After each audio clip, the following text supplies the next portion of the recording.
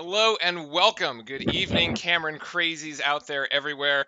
Welcome to the Duke Post Game Report. My name is Ritz, along with my co-host Eric. We're going to take you through the latest Duke game here, Duke versus Virginia Tech.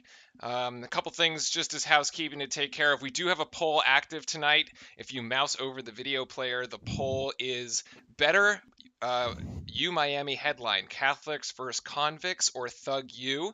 Up to you all in the audience to decide. And then we have two questions down in the stream threads extension below the chat. Those two are going to be one, we want to help you guys, or we want help from you guys to tell us what a better name for this should be. So post your questions there. And then we have a trivia question, which is basically what Big Ten team has beaten Duke more times than Miami? Miami being our next game, and having quite a sad season. But in any case, also a couple thank yous to hand out before we get going. Thank you to B. Russman 44, Blue and White 64, and D. Saki M for the follows. Much appreciated. And all right, we are actually going to jump straight into the highlights because this game was a close one. All right, so Duke, Virginia Tech on Tuesday night. Rocking and hostile crowd. It was a whiteout in the castle. Here we go. Whiteout in the castle. The last two times a top 5 ranked Duke team has walked into Castle Coliseum, the outcome has not been good. This game was close throughout, basically played within 2 possessions. Cam Reddish here and this play is going to get us started with this filthy spin move. Oh my goodness, for 2 points here. Duke leading 7-6. This move was so filthy. Cam Reddish was clean. Look at that, and he knows it. Here we have a play by Blackshear, who is going to get denied by the rim. Can I get some "you can't dunks" in chat, please, Cameron Crazies? Thank you very much. Ensuing possessions here in the first half, Marquise is going to get a beautiful seal down low on Blackshear. They could not stop Marquise. Great game from him, 14 points. Here we're going to get blocked by Javin, who's just going to say, get out, and then later on this possession, RJ Barrett is going to miss the three-pointer. Look at that Jack White effort. He's going to go right into a Cam Reddish 3. The best of three-pointers are those off the offensive rebounds. Here we have a baseline out of bounds. Double screen down low is going to free up Reddish. We're going to come back to this play because it's one to worth slowing down. Next, we have a scary moment here in the first half. Marquise is going to go down hard. This is actually going to be a flagrant foul by the Hokies. Marquise would be fine, though, thankfully. He's going to hit the 2 freebies. Duke still clawing back. Here at the end of the first half, RJ is trying to get his offense going. He's going left, going to get his own rebound and actually make 2. Duke only down by 3, but that's only 4 points for RJ Barrett in the first half. In the second, he's going to pick up right where he left off. He's going to drive right here, go to the left hand, over 3 Hokies. Oh my goodness, with a little teardrop. Beautiful, beautiful play. Here we're going to have Trey Jones. Again, Marquise working down low. Marquise is going to score over 2 Virginia Tech Hokies. Again, they just couldn't stop him. Too much big man for Marquise down low. Here, Eric, you spotted this one. I'm going to let you take it. Yeah, I mean, this is going to be definitely a trip and a foul. I mean, if Jav had done this, if Grayson Allen had done this back in the day, that's an automatic foul. Oh, this is painful. We're going to zoom in for you. Oh, the ankle. Oh, my goodness. You just cringe looking at that. But it wasn't called. The refs blew it. Unbelievable. Keep going here. RJ Barrett's going left. He's going to give it a little rainbow in. And then here, Jack White. Oh, boy, Jack White did not have a good game, but that's okay. He's going to turn it over. And he's going to hustle it. Kangaroo Jack! Woo! Sends that one to the outback. And gets Trey Jones out in transition. RJ Barrett is going to finish this off. What could have been a Duke disaster ends up in 2 Duke points. Duke only down by 2 at this point. Trey Jones in here is going to try to get us back in it. Cam Reddish. Yes, the 3-pointer. Duke only down by 2 at this point, but then we're going to keep rolling this forward because Virginia Tech's going to keep fending us off. Here we're going to try to get Alex O'Connell. AOC for 2. He went 2 for 2 in this game.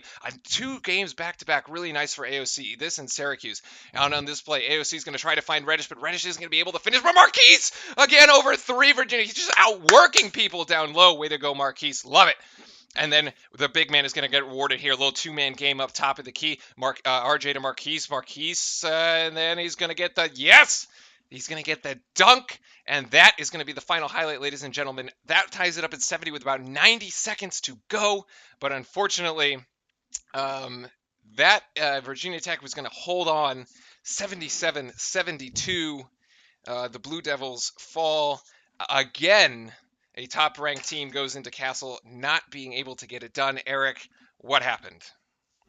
Well, first of all, we played on February 26th, which the ESPN announcers made very clear was not in Duke's favor. But this is the third time we've now lost to Virginia Tech, and I just got tired of hearing them say that. I think this is a somewhat of a good game for us, but we also regressed in some areas coming off of the Zion injury and kind of the progress you made in against Syracuse. I mean, some of the major issues here was, I mean, RJ was not scoring in the first half. He only had 4 points, of two of which was just at the last second before the end of the first half. As we found out kind of at halftime, that was because he was dealing with some stomach issues. Was basically kind of sick during the first half, which he seemed to get over during the second half because he scored the majority of his remaining 21 points, I believe, in the second half, and it was more explosive in the first half. Jack White still kind of letting us down beyond the arc. And then in addition to that, Trey Jones and Jack White were pretty much just not being guarded off ball, that is, which, basically allowed Virginia Tech to kind of double up on RJ most of the game. And he was pretty much battling at least two defenders almost every time he was trying to drive or had the ball. In addition to that, I mean, Buzz Williams coached pretty well in this game. I mean, he's done a pretty good job coaching this team and changing how they play essentially without their leading scorer, Justin Robinson. His coaching job came in pretty handy when he had two amazing plays that he drew up out of timeouts that basically the two times Duke tied it up. Buzz Williams was able to call timeout and basically execute plays that got them kind of crushing 3-pointers that kind of quelled our surge. But yeah, I mean, it was just kind of a battle between Blackshear and Bolden. I think Blackshear kind of got the better of Bolden. Bolden had kind of an odd game where he scored 14 points, but only had, only a few rebounds, which is usually the opposite of what he does. And I think that really kind of showed. I mean, Blackshear just dominated us pretty much. And we just didn't have kind of the inside presence to be the extra player to handle that or to put him in any kind of foul trouble and stretch. Both teams shot free throws incredibly well. But when Virginia Tech's hitting free throws, it's very hard to come back against that. And we just kind of trailed the whole game. I mean, we pretty much played evenly for most of the game. We just never had any surge to overtake them. Yeah, so we called out Kerry Blackshear in the preview for this game as being essentially their most dominant player. He ended up with 23 points. Our top scorer, RJ, only had 21. Also, just the free throw disparity of this game is sort of surprising. Usually we see Duke teams have more free throw makes than their opponents take. In this one, Virginia Tech had 23 free throw makes on 29 free throws, and Duke only took 19, so that was flipped. So sort of an odd game there. Of course, we have to remember also this is the final game of a 6-game stretch that has been the most brutal in the country, right? Starting with Virginia Tech, now 3 weeks ago, the Blue Devils go to UVA, ranked number 3 at the time, win. We go to Louisville, ranked 16th at the time, pull up the miracle comeback, come back home to NC State, unranked, get UNC at number 8. We have the Zion injury, which sort of messes everything up. Then they go to Cuse on the road, manage to tough one out, and now playing Virginia Tech on the road again, ranked 20th in the nation, but they end up going 4-2 over that stretch with wins over 2-2 against the top 25 in that case, but only 4 of those games on the road. And Coach had an interesting comment at the end of this one. He basically said, my guys are tired. Yeah, I mean, it's definitely true. It's a crazy stretch. I think I mentioned at the last show that Duke has played a lot of these. Have a game on Saturday or Sunday, and then also have the game on Tuesday turnaround. I mean, I thought Virginia Tech would be not as prepared because they haven't done that as often. But I mean, they had a game plan that they seemed to execute pretty well against us. Yep, and then he said, Coach said, "quote Trey's worn out." And I think it showed someone in the first half, a couple uncharacteristic turnovers, at least 3 turnovers for Trey Jones, which basically, as the nation's leading assist to turnover man, you just don't see that.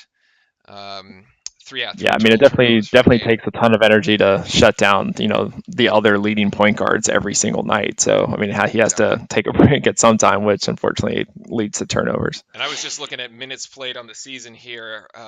Trey Jones, 26 games played. I think that counts the Syracuse one. Obviously, we're going to leave that out. 850 minutes, second only to RJ Barrett. at 963. But if you average that, that's 34 minutes a game. So Trey has been putting in some serious work, especially on both the offensive and the defensive end. Um, okay, so let's jump forward here. We have a couple plays that as we were going through the highlights, we told you that we would come back to. We're going to do a deep dive now. Eric, you're going to take us into the paint with this one. Take it Yeah, away. so I thought this was a great inbounds play with about 5 minutes left in the first half, um, and it's just kind of a classic. This is a set play that we're running here, where we have Marquise Bolden, RJ, and Cam all lined up in a line. Jack White at the top of the key, kind of, I mean, your typical like safety release. Yeah, and Trey Jones taking the ball out. The defenders are all starting out. They're in great position. They're in between them and the ball, or between Trey Jones in the basket. The defender is playing way off Jack White, which one, because by the time Trey Jones would need to make that pass to Jack White, he could definitely get out there and recover. Two, I mean, they probably know Jack White hasn't hit a three-pointer since, I mean, like, I think he's I still don't over the remember last when. 28. Yeah. Which ESPN is also not letting him forget, and so he's Oh definitely have to my God, figure that no. out. But anyway, so that's why the guys at the ACC logo is so far off.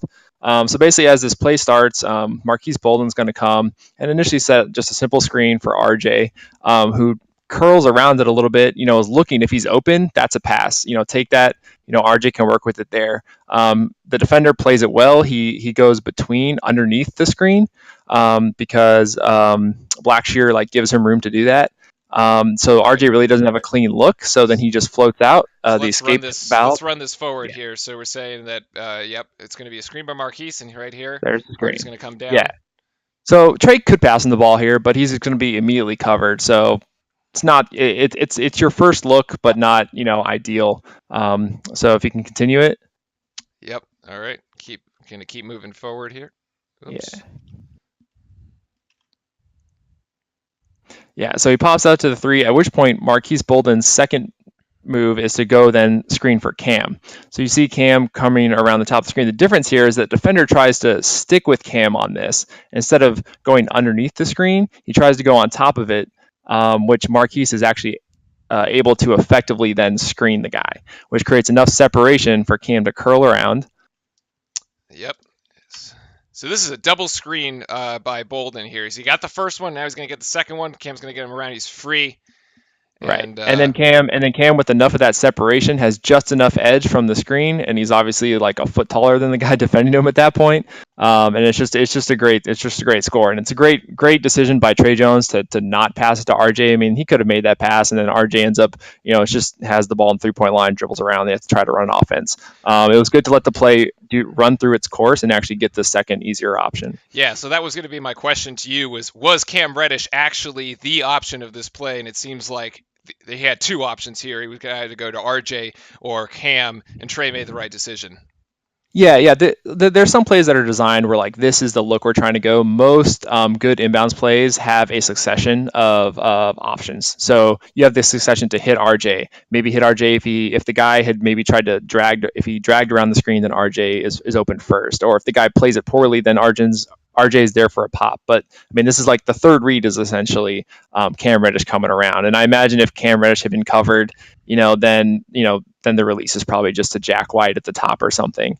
Or if he just passes it into RJ and then Trey steps back in bounds for like maybe a shot in the corner. But yeah, I mean, Trey Jones is just making a great read on the third option of this play. So Yeah, and RJ not looking to score at this point. He's got the ball, the option there down to Cam. Before we move on, Sweet Potato, thank you very much for the follow, much appreciated.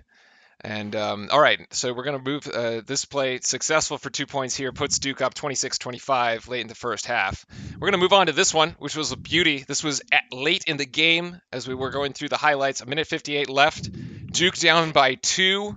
This turns into a highlight because Marquise is going to end up scoring. We got a 2-man game going up here up top. Take us through this, Eric. right, so this play's going to start off with RJ having the ball. The defense is kind of in good possession. I mean, I think Marquise Bolden actually just popped up, which is why Blackshear is kind of still running out there a little bit. So what's going to happen is RJ is going to just pass the ball because he's kind of covered by two guys at this moment. Nothing to really do with it. Everyone else is locked up pretty well. the Virginia Tech players who are standing in the lane or in the passing lane, so they're in a good defensive position. But so obviously Marquise Bolden is the person you got to get the ball to run any kind of offense. I mean, he's obviously not going to do anything with it other than just kind of survey what happens. So once RJ passes it to Bolden, the defense is going to kind of rotate a little bit. Alex O'Connell starts to cut baseline.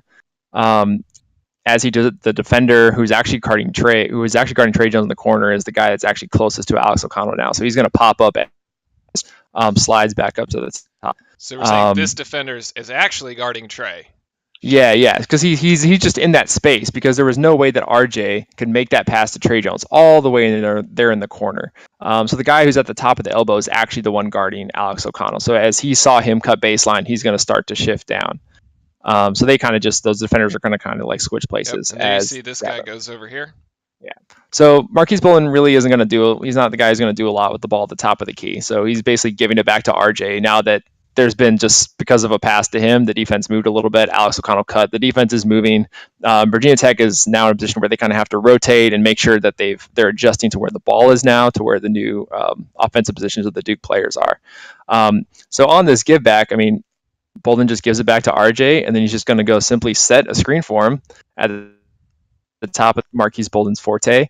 Now, we actually set a lot of these types of screens. What we're actually getting better at is actually following through when our big man rolls, which is what Marquise Bolden then does, where he basically secures the screen, waits for RJ to curl around him, and then he just takes off for the basket. And the reason why this is able to be successful is because Blackshear commits, because he has to guarding RJ, because RJ's actual defender is now behind the screen.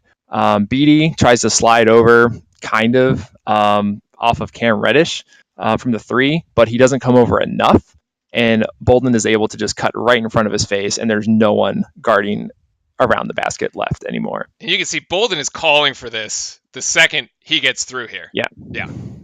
As soon as he realizes that Blackshear has committed to RJ and that he's able to face cut in front of Beatty, I mean, he sticks his hand up in the air and is like, "Throw it up, man! There's no one else can come near this." Yeah, this is very traditional sort of pick and roll offense. You see this a lot in the league. Of course, coach having coached players from the NBA, bringing that stuff down here. This ties up the game 70-70 here with about a minute 50 left to go. Yeah, and it's definitely open because even when RJ had the ball, I mean, there were other threats on the floor. Cam Reddish, the reason Beatty didn't come completely over to cut Bolden out from cutting is because RJ still could have thrown out some pass to Cam, who's over there on the wing, space, open. There. And see, the thing is, Beatty is actually in that position because Bolden is cutting. What's interesting to point out here is that the guy who's to the right of RJ, the other Virginia Tech defender who's guarding Trey Jones, I mean, look how far off from Trey Jones he is. Like, RJ could just have easily have kicked it to Trey Jones for a wide open three. But this is what Virginia Tech was doing all night. I mean, they were leaving. So this is what I'm talking about. When Trey Jones is off ball, they were leaving him much more open than they would, your average other collegiate point guard who maybe shoots more than 35% from the arc. But which is why they're able to have pretty much two defenders able to guard RJ at all times. Yep. And then, so they basically end up committing. This is the high percentage play. And then Duke goes ahead and ties it. We wanted to bring in this play here at the end. This next one this is actually a defensive possession, and it actually turns out to be a Duke mistake. But we wanted to highlight it because it's interesting in the sense that this is zone, and we've been playing man the entire game, and it's right after a timeout. Buzz Williams had just called a timeout. We come out and play zone, and granted, if you remember last year, we played a lot of zone. We were predominantly a zone team, and we just came off the win against Syracuse, who also played zone. So take us through this defensive set and why this doesn't actually work. Yeah, so, I mean, kind of to start, I think one of the key players to look at here is kind of RJ Barrett. I mean, kind of my read is that he's just a little bit out of position and just kind of overcommits a few times. That's kind of what I picked out from watching this. If you kind of see right now, he's a little bit high. You can see Jav is actually pointing that, hey, there's a guy going to the corner. That's him probably communicating to RJ Barrett, like, hey, there's a guy behind you. Because most of the Virginia Tech players are way up high. So, they have three guys up there. We should have three defenders kind of in the area. Cam Reddish obviously has Blackshear covered at the moment, no problem. Jav's just letting RJ know that, hey, there's a guy floating to the corner. I mean, the Virginia Tech guy is kind of heading that way behind him, so he just wants to let him know there's a man there. So as this ball kind of comes and rotates down, you're going to see the Duke as they actually start to set up their offense. We kind of get in position. So with a typical way to break down a 2-3 zone, because we have two defenders in the front, you usually approach it with an odd number of guards. So this is why you usually have one guard and two guys on the wing, just because it's easier to make the passing lanes around the two guys. So what's going to happen is the vulnerable point of a 2-3 zone, and it's always the money to unlock an offense against it, is to get the ball into the middle of the zone, right? Which is why Blackshear is flashing to the free throw line right here.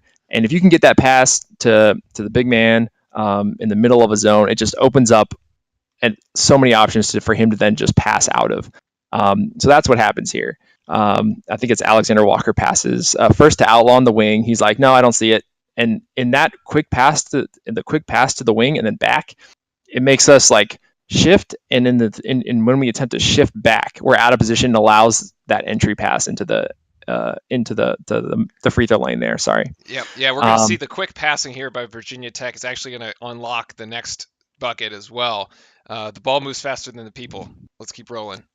Yeah, and passing is definitely the key here. So Blackshear is just going to kick it out to the wing, who can then make a bullet pass to the corner. And at that point, RJ has overcommitted to Blackshear, is overcommitted to the wing. He did not slide back down to the corner like he probably should have. We got six Duke eyes in one person, and this guy, sitting pretty. Yeah, I mean, Jav has Blackshear covered. Trey is the one who's responsible for the 3-point shot on the wing. I mean, RJ is supposed to be dropping down to the corner, and it's just wide open. Yep. And again, it's the actual going up by 3 is one thing, but it's also the effect of the game. Like, we had just battled to tie it up, and then it's it was kind of one of those opportunities you want to take to like boost the energy, boost the momentum, and they just squashed it right then. And I think this was the second time they did this in the game. Yep. And then they'll play something similar at the timeout with about 1:30 to go.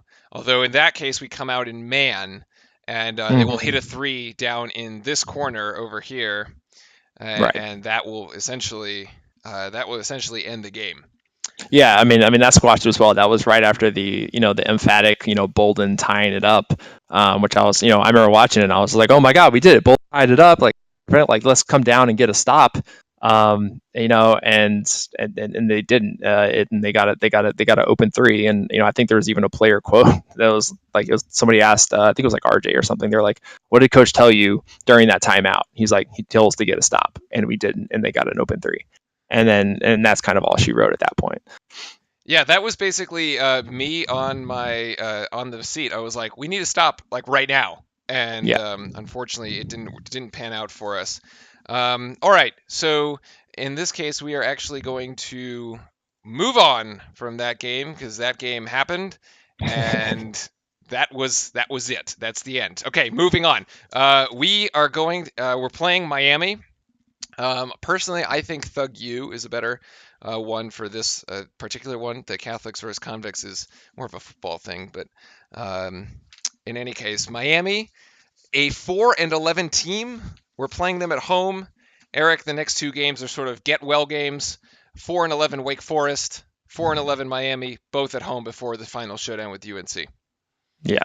I mean, I think Coach K definitely kind of works his way and influence to help schedule some of these things. Kind of puts us through the fire for most of the year, but it always kind of seems to gear us up for the final battle against Carolina, and then kind of prepares us to enter the ACC tournament and eventually the NCAA tournament.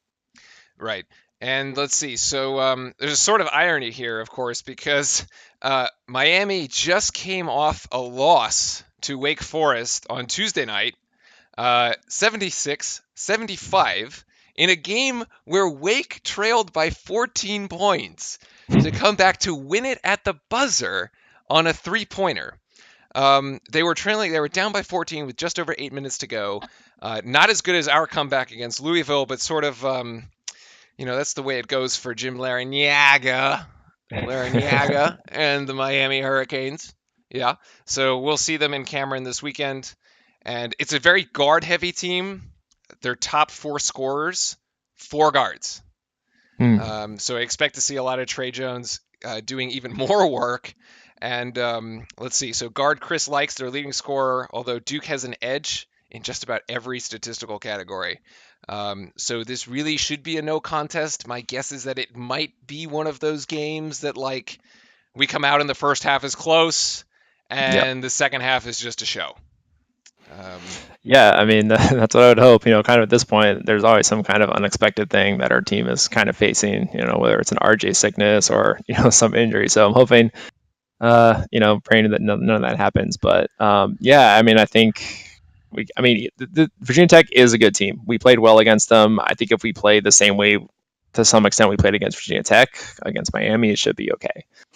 Yep. And we don't expect Zion Williamson to play. There's no Yep. official news about this, but um, I mean, I don't think we would need him against either Miami or Wake. Just save him for Carolina so he can get his revenge. Also, final shout out to Coach K this week. He is a finalist for Coach of the Year. I think rightfully so. Wouldn't you agree? Yeah, I mean, I definitely do. I'm not biased at all, I promise. But I would say some people would be like, "Oh, why should Coach K get it? He has, three of the top recruits in the country, or four recruits in the country. Hey, how hard can it be to be a Coach of the Year?" And I mean, I think it actually is. I mean, if anything, he's been tested more by having one of those players, injured like Zion, like having come back from that. I mean, even other coaches, like Jim Boeheim and even Roy Williams have commented on like, yeah, if player goes down like that, there's nothing you can do to Right. prepare for that. And so yeah, you can have a team of superstars, but I think that takes even more effort to coach them to. I mean, I've been surprised they've actually worked this well together for the most part. It's Bingo. not like kind of your typical Kentucky team where it's just a kind of a bunch of individual players that slowly figure it out or don't figure it out at all. Um, Yep. and then also being able to coach the role players into doing their roles and being able to work around these talented freshmen, I think is a difficulty in itself. Well said. Seamus Panda in chat said, "Do they not just give it to him every year?" Unfortunately, they do not. And actually, it's like one of those things where like you win MVP, and then like for you to get MVP again, it's like even Mm-hmm. harder because you'd have to like one up yourself. So they don't just like I mean, Coach has been Coach of the Year multiple times. I was sort of thinking like, oh, well, they probably won't give it to him because he would have needed to go undefeated because he has all the superstars. But great points, Eric, about getting everyone to mesh and getting it to work because you can have a Yeah. bunch of superstars and not a team, right? Right. Exactly. Yeah. All right, so that is going to wrap it up for us tonight. So the answer to the trivia-ish question for the night of which Big Ten team has beaten us more than Miami is actually Michigan. So there is a team that is not in our conference that has beaten us more than a team in our conference. So hopefully that doesn't change come Saturday. And for all those Cameron crazies out there watching, thank you very much for hanging out. Thank you for the follows. And we will see you back Monday night to review the Miami game. We'll let you know if it's either a 7 or 7:30 start for Pacific time. And otherwise, go Duke. Go Duke.